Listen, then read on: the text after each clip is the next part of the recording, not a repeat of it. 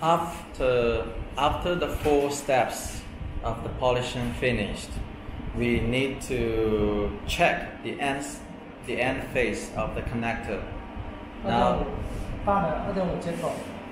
you can see here, this is the connector for 2.5 diameter.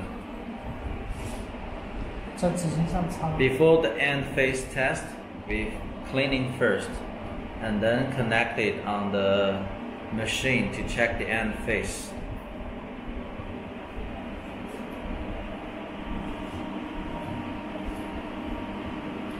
If the result is not good enough, we need to clean again and check, clean and check, and until last we get the best result.